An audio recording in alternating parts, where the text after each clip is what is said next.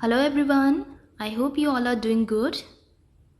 Today we'll start with part 2nd of chapter 11. But before starting with part 2nd, let's just quickly recapitulate what we have discussed in part 1. In part 1, we have discussed what is design, properties of a good design, types of designs, and factors of designs. In factors of design, we have started with elements of design, and in elements of design, we have started with colors. We have defined colors, how we perceive colors, and listed the properties of colors. So in this video, we'll discuss in detail these properties of colors. So we'll start with the first property, which is hue. ह्यू का हमने पहले भी discuss किया था कि किसी भी रंग के सामान्य नाम को हम ह्यू कहते हैं, जैसे कि लाल, पीला, नीला, हरा, पर्पल, इन सबको जो है हम ह्यू कहते हैं। और क्योंकि हमें पता है कि विबग्योर पे जो है 7 रंग होते हैं, यानी विबग्योर जो है वो 7 रंगों को दर्शाता है, लेकिन इसके अलावा भी जो है हमें बहुत सारे रंग दिखते हैं। तो जो है हम रंगों को कैसे क्लासिफाई करेंगे, कैसे कैटेगराइज करेंगे कि रंग सिर्फ 7 हैं या और भी हैं। उसके लिए जो है हम मुंसिल कलर व्हील का इस्तेमाल करते हैं और रंगों को जो है वो क्लासिफाई करते हैं। हम रंगों को जो है वो 2 तरीके से विभाजित करते हैं। पहले तो उसकी रचना के आधार पे, यानी किस प्रकार जो है वो रंग या किन किन रंगों को मिला के एक रंग जो है वो बनता है। दूसरा जो है उसकी प्रभाव के आधार पे, यानी वो रंग किस प्रकार का प्रभाव देता है। तो हम पहले क्लासिफिकेशन से शुरू करते हैं। रचना के आधार पे रंगों को हम 3 तरीके से विभाजित कर सकते हैं, जैसे प्राइमरी, सेकेंडरी और टर्शरी। इसके अलावा एक और कैटेगरी होती है रंगों की, जिसको हम न्यूट्रल कलर्स कहते हैं, यानी उदासीन रंग कहते हैं। तो पहला जो है हमारा क्लासिफिकेशन क्या है, वो है प्राइमरी कलर्स। प्राइमरी कलर्स क्या होते हैं?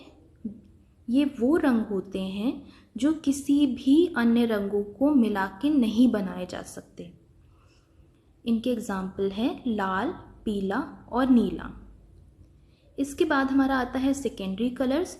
ये वो रंग होते हैं जो 2 प्राइमरी रंगों को मिलाकर बनाए जाते हैं, जैसे कि ऑरेंज, ग्रीन और वॉयलेट।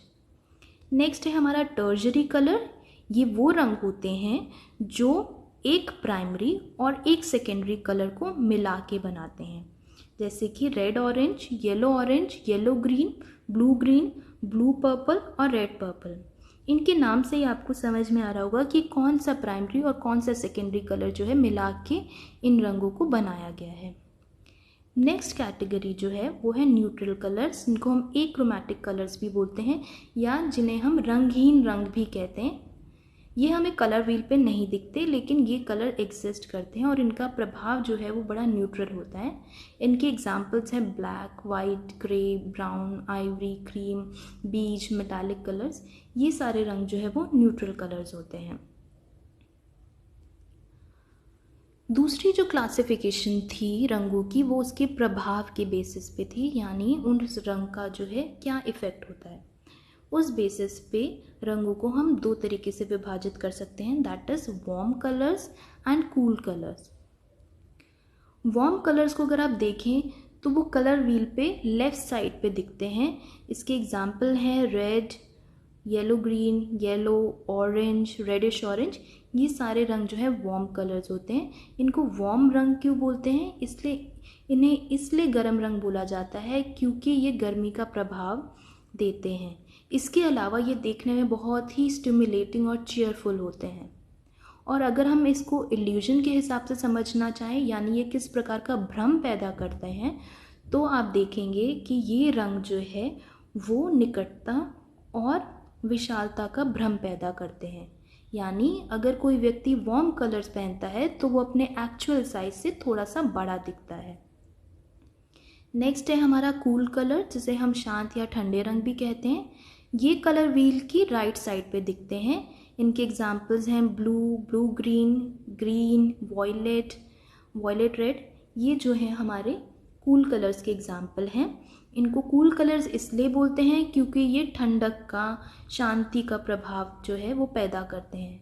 और अगर हम इसे इल्यूजन के हिसाब से समझना चाहें तो हम देखते हैं कि ये जो है दूरी और लघुता का भ्रम पैदा करता है। यानी अगर कोई व्यक्ति कूल कलर के कपड़े पहनता है तो वो अपने एक्चुअल साइज से थोड़ा सा छोटा लगता है। इसके अलावा नेक्स्ट प्रॉपर्टी जो हमने उस टाइम लिस्ट करी थी वो थी वैल्यू यानी मान। वैल्यू जो है वो किसी भी रंग की गहरेपन या हल्केपन को बताता है, यानी वो रंग कितना गहरा और कितना हल्का है। किसी भी रंग को गहरा या हल्का बनाने के लिए हम दो न्यूट्रल कलर्स का इस्तेमाल करते हैं। यानी अगर आप किसी रंग को हल्का करना चाहते हैं तो आप उसके अंदर सफ़ेद रंग मिक्स कर सकते हैं। जैसे जैसे या जितना जितना अमाउंट का आप सफ़ेद रंग उसमें मिक्स करते जाएंगे उतना ही हल्का वो जो है होता जाएगा। उसी प्रकार अगर आप किसी रंग में ब्लैक कलर मिक्स करते हैं तो वो जो है गहरा होता जाता है, यानी डार्क होता जाता है। जितना अमाउंट में आप ब्लैक कलर डालेंगे उतना ही वो कलर जो है और डार्क होता जाएगा। अगर आप सेकंड पिक्चर की तरफ देखें तो आप देखेंगे कि एक स्केल दिया हुआ है जो कि 11 हिस्सों में विभाजित है और उसके सबसे नीचे हिस्से पे 0 नंबर पे ब्लैक कलर है और सबसे ऊपर यानी 10वें नंबर पे वाइट कलर है। वाइट कलर का मान सबसे ज़्यादा होता है और ब्लैक कलर का मान जो है सबसे कम होता है। इसके अलावा 5वें नंबर पे ग्रे कलर है। ग्रे कलर भी जो है किसी रंग का मान बताने में मदद करता है। अब जब हम किसी भी रंग के अंदर सफ़ेद रंग में लाते हैं तो जो रंग हमें मिलता है उसको हम टिंट कहते हैं। यानी अगर आप रेड कलर के अंदर वाइट कलर में लाएंगे तो आपको पिंक कलर मिलेगा, तो हम क्या कहेंगे कि पिंक जो है वो रेड कलर का टिंट है। इसी प्रकार अगर आप रेड कलर के अंदर ब्लैक कलर में लाते हैं तो हमें मरून कलर मिलेगा, तो मरून क्या है, वो रेड कलर का शेड है। और अगर जो है हम रेड कलर के अंदर ग्रे कलर मिलाते हैं तो जो कलर हमें मिलेगा उसको हम रेड कलर का टोन कहेंगे। नेक्स्ट प्रॉपर्टी जो हमने उस टाइम लिस्ट करी थी वो थी इंटेंसिटी यानी क्रोमा या तीव्रता। इंटेंसिटी जो है वो किसी भी कलर की ब्राइटनेस और डलनेस को डिफाइन करती है। जब भी कोई रंग अपनी प्योरेस्ट फॉर्म में होता है, यानी उसके अंदर ना ही कोई वाइट कलर मिला है या ब्लैक कलर या ग्रे कलर मिला है, तो उसकी इंटेंसिटी जो है वो हाईएस्ट वैल्यू पर होती है। अगर आप इस पिक्चर में भी देखेंगे तो रेड कलर की हाईएस्ट वैल्यू जो है वो दिख रही है, और जैसे जैसे उसके अंदर वाइट कलर मिक्स कर रहे हैं उसकी जो इंटेंसिटी है वो घटती जा रही है। और अगेन जब सिर्फ 100% वाइट कलर रह गया है तो इंटेंसिटी जो है वो वापस से हाईएस्ट हो गई है।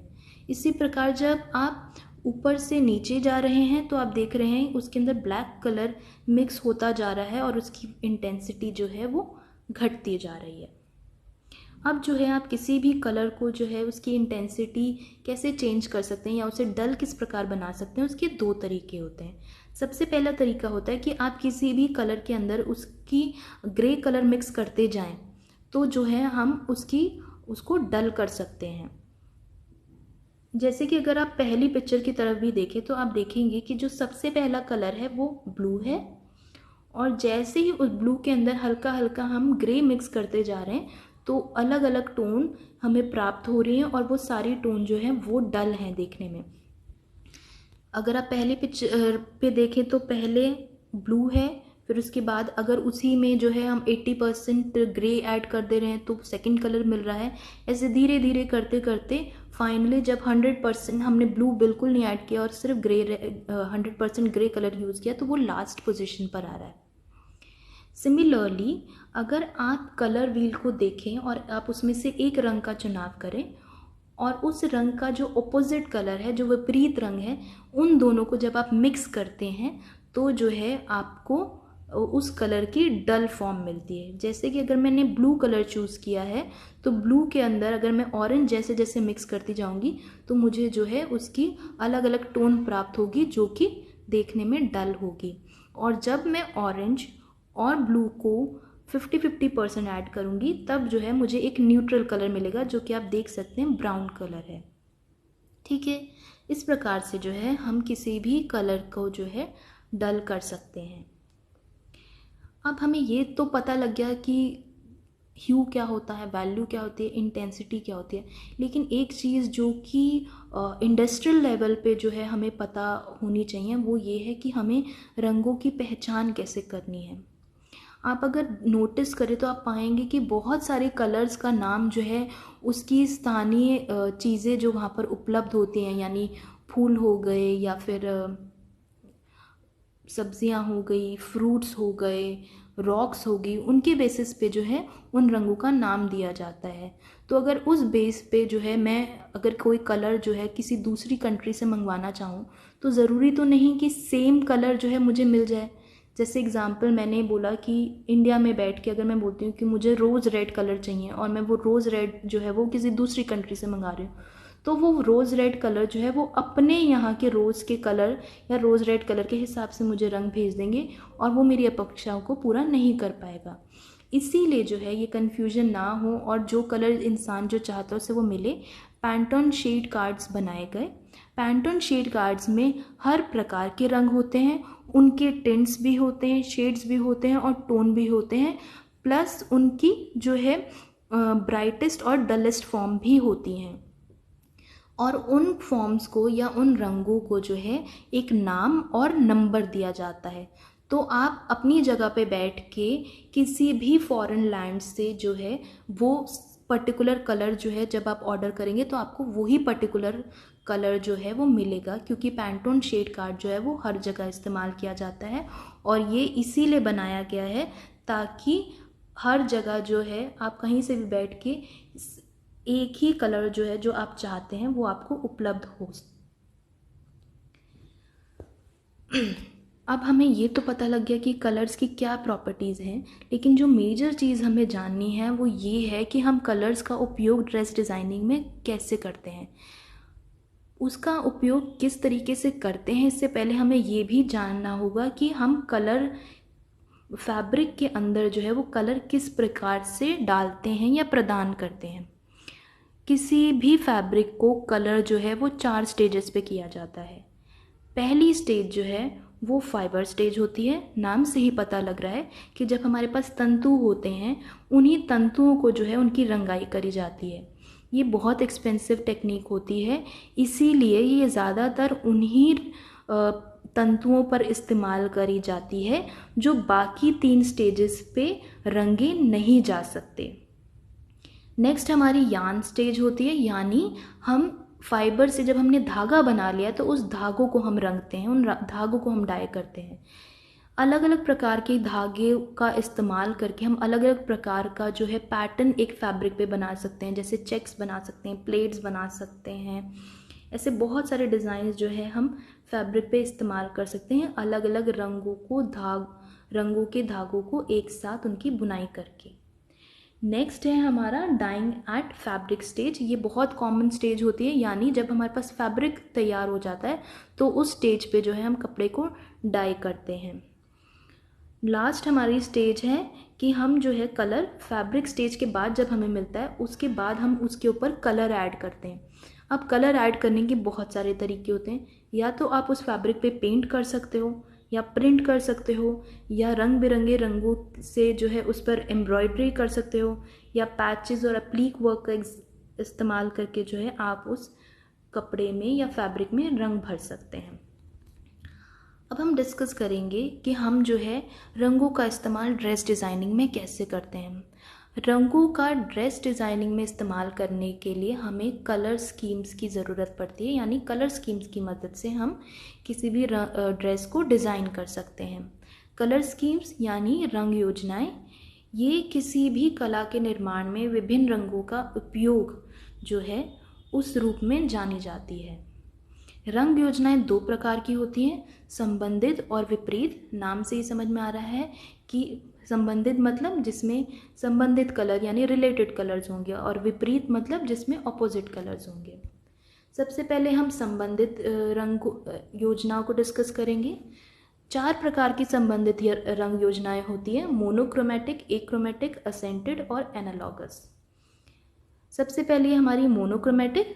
मोनोक्रोमेटिक नाम से ही पता लग रहा है एक वर्ण सुमेल, यानी एक ही रंग का इस्तेमाल किया जाता है कपड़े को डिज़ाइन करने में, और हम उसी रंग के जो है टिंट्स और शेड्स को यूज़ कर सकते हैं उस कपड़े को डिज़ाइन करने के लिए। नेक्स्ट है हमारा एक्रोमेटिक। इसमें जो है हम न्यूट्रल कलर का इस्तेमाल करते हैं किसी भी कपड़े को डिज़ाइन करने में। एक न्यूट्रल कलर या 2 या 3 न्यूट्रल कलर के कॉम्बिनेशन को हम यूज़ कर सकते हैं किसी भी कपड़े को डिज़ाइन करने के लिए, या उन न्यूट्रल कलर्स के टिंट्स और शेड्स को इस्तेमाल कर सकते हैं उन कपड़ों को डिज़ाइन करने के लिए। नेक्स्ट हमारा है एसेंटेड न्यूट्रल्स। इस कलर स्कीम में हम एक न्यूट्रल कलर और एक ह्यू यानी एक रंग और एक उदासीन रंग को इस्तेमाल करते हैं ड्रेस को डिज़ाइन करने में, या उनके टिंट्स और शेड्स को इस्तेमाल करते हैं ड्रेस को डिज़ाइन करने के लिए। ठीक है।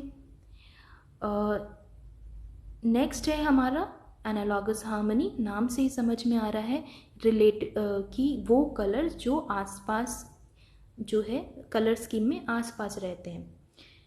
इस कलर स्कीम में हम 2 या 3 कलर्स को इस्तेमाल कर सकते हैं जो कि कलर व्हील पर आसपास होते हैं। इसके अलावा कई कबार 4 कलर्स भी इस्तेमाल किए जाते हैं, लेकिन जब हम 4 रंगों का एक ही ड्रेस पे इस्तेमाल करते हैं तो वो ड्रेस जो है वो देखने में इतना प्लीजिंग इफ़ेक्ट नहीं देती। अगर आप 4 रंगों का इस्तेमाल करना भी चाह रहे हैं तो कोशिश करिए कि वो उन 4 रंगों में से एक रंग बहुत कम इस्तेमाल किया जाए। अगर आप इस एग्जाम्पल में देखेंगे तो आप देखेंगे कि ब्लू ग्रीन और ग्रीन कलर को जो है इन तीनों रंगों को इस्तेमाल जो है इस ड्रेस को डिज़ाइन करने में किया गया है। नेक्स्ट है हमारी कंट्रास्टिंग कलर स्कीम। नाम से ही समझ में आ रहा है वो कलर स्कीम जिसमें हम विपरीत रंगों का इस्तेमाल करते हैं। कंट्रास्टिंग कलर स्कीम जो है वो 5 तरीके की होती है: complementary, double complementary, split complementary, analogous complementary और ट्रायडिक। सबसे पहली हमारी कॉम्प्लीमेंट्री हार्मनी यानी पूरक सुमेल, यानी नाम से ही समझ में आ रहा है कि जो 2 ऑपोजिट रंग हैं उन दोनों रंगों का इस्तेमाल करके डिज़ाइन करना, जैसे कि ऑरेंज और ब्लू कलर का इस्तेमाल करके इस ड्रेस को डिज़ाइन किया है। नेक्स्ट है डबल कॉम्प्लीमेंट्री, दोहरा पूरक। नाम से ही पता लग रहा है कि 2 कलर व्हील पे हमने 2 रंग लिए और उन दोनों रंग के जो ऑपोजिट कलर हैं उनको भी लिया, यानी उन 4 रंगों का इस्तेमाल किया है ड्रेस डिज़ाइनिंग में, या उनके टिंट्स और शेड्स भी जो है हम इसमें इस्तेमाल कर सकते हैं। अगर आप एग्जाम्पल देखेंगे तो आप पाएंगे कि जो है इसमें रेड ऑरेंज, रेड ग्रीन और ब्लू ग्रीन कलर्स का इस्तेमाल किया गया है, जिसमें ब्लू ग्रीन कलर जो है वो बहुत कम अमाउंट में इस्तेमाल किया गया है ताकि हम हार्मनी जो है वो कपड़े की मेंटेन कर सकें। नेक्स्ट है हमारा स्प्लिट कॉम्प्लीमेंट्री। नाम से ही पता लग रहा है, आप कलर व्हील पर एक कलर चूज़ करिए, फिर जो उसके ऑपोजिट कलर है उसको छोड़ के उस ऑपोजिट कलर के वो जो 2 नेबर कलर हैं यानी 2 आसपास के जो कलर हैं उनको हम लेके इन 3 कलर का इस्तेमाल करके किसी भी ड्रेस को डिज़ाइन करते हैं। अगर आप एग्जाम्पल में देखेंगे तो आप पाएंगे कि ऑरेंज कलर लिया है, उसके ऑपोजिट जो कलर है हमारा ब्लू ग्रीन, उसको छोड़ के ब्लू और ग्रीन कलर का इस्तेमाल किया गया है कपड़े को डिज़ाइन करने में। नेक्स्ट है हमारा एनालॉगस कॉम्प्लीमेंट्री। एनालॉगस कॉम्प्लीमेंट्री में क्या होता है कि हम जो है एक कलर लेते हैं, फिर उस कलर के ऑपोजिट जो कलर होता है उसको लेते हैं और उस ऑपोजिट कलर के आसपास जो 2 रंग होते हैं, जो 2 नेबरिंग कलर्स होते हैं, हम उन 4 कलर का इस्तेमाल करके ड्रेस डिज़ाइन करते हैं। अगर आप इस एग्जाम्पल में देखेंगे तो आप पाएंगे कि वॉयलेट कलर जो है वो इस्तेमाल किया गया है। वॉयलेट के ऑपोजिट कलर कौन सा है? Yellow colour. येलो कलर का इस्तेमाल किया गया है और येलो के पास जो है वो मस्टर्ड कलर और ग्रीन कलर है। तो इन 4 कलर का इस्तेमाल जो है इस कलर स्कीम में किया गया है। लास्ट है हमारी ट्रायडिक हार्मनी। नाम से ही पता लग रहा है कि इस कलर स्कीम में जो है ट्राइंगल, एक इक्वी डिस्टेंस या इक्विलेटरल ट्राइंगल पे जो कलर्स हमें पाए जाते हैं उनका इस्तेमाल करके ड्रेस डिज़ाइन किया गया है। जैसे कि हमने येलो कलर चूज़ किया, उसके इक्वी डिस्टेंस पे जो है रेड कलर है उसको चूज़ किया, रेड के इक्वी डिस्टेंस पे ब्लू कलर है उसको चूज़ किया, और अगेन ब्लू के इक्वी डिस्टेंस पे येलो कलर है। तो हम इन 3 रंगों का इस्तेमाल करके जो है वो ड्रेस डिज़ाइन कर सकते हैं। अब हमें ये तो पता लग गया कि हम ड्रेस डिज़ाइनिंग किस प्रकार कर सकते हैं, लेकिन इसके अलावा हमें ये भी पता होना चाहिए कि बहुत सारे ऐसे कारक हैं जो कि हमारी चॉइस ऑफ कलर को, कपड़े को लेके इन्फ्लुएंस करती है। वो क्या क्या फैक्टर्स हैं? सबसे पहले हमारा आयु, यानी किसी भी व्यक्ति की क्या एज है वो उस पर डिपेंड करके अपने लिए कलर चूज़ करेगा। फॉर एग्ज़ाम्पल अगर आप देखेंगे तो आप पाएंगे कि जितने भी बूढ़े व्यक्ति जो होते हैं वो ज़्यादातर नियॉन कलर्स या ब्राइट कलर्स का इस्तेमाल नहीं करते या कम करते हैं, क्योंकि उन्हें ऐसा लगता है कि वो उनकी एज के लिए सूटेबल नहीं है। नेक्स्ट है जेंडर यानी लिंग। आजकल के ज़माने में वैसे तो इतना डिफरेंस नहीं रह गया है, हर व्यक्ति हर प्रकार के रंग पहनता है, लेकिन फिर भी ये देखा जाता है कि जो मेल जेंडर होते हैं वो पिंक कलर थोड़ा अवॉइड करते हैं और ब्लू कलर जो है वो ज़्यादा पहनना पसंद करते हैं, और फीमेल जेंडर्स जो है वो ज़्यादातर पिंक कलर जो है वो ज़्यादा पहनना इस्तेमाल करती हैं। नेक्स्ट फैक्टर है हमारा मौसम, यानी किस प्रकार का मौसम है। अगर आप देखें तो गर्मियों में लोग जो है वो कूल कलर्स ज़्यादा पहनना पसंद करते हैं, क्योंकि वो ठंडक का एहसास देते हैं, और वैसे भी जो कूल कलर्स होते हैं वो लाइट को रिफ्लेक्ट कर देते हैं, और जब लाइट रिफ्लेक्ट ज़्यादा से ज़्यादा होगी, कम से कम एब्जॉर्ब होगी, तो गर्मी भी जो है वो कम से कम लगेगी। नेक्स्ट है हमारा टाइम यानी समय।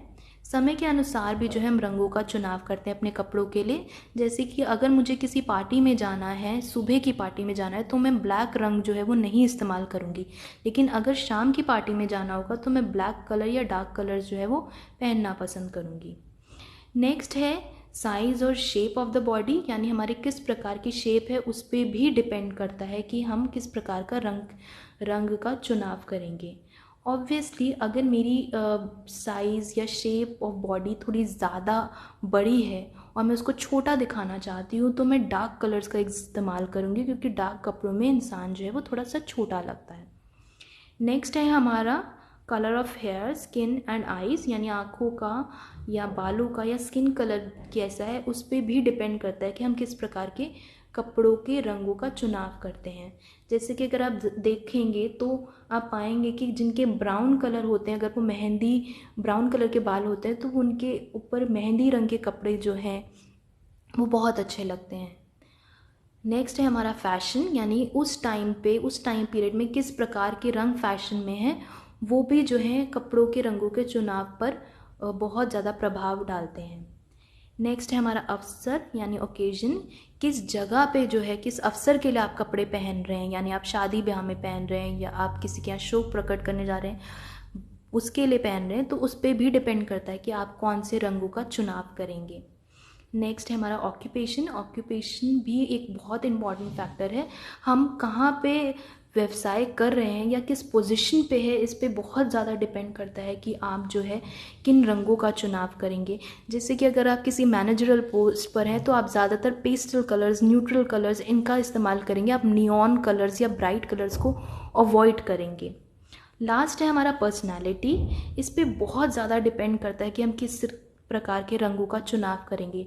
जैसे कि अगर आप देखेंगे जो सीरियस लोग होते हैं, थोड़ी सीरियस पर्सनालिटी होती है, वो ज़्यादातर पेस्टल या न्यूट्रल कलर्स लेती है।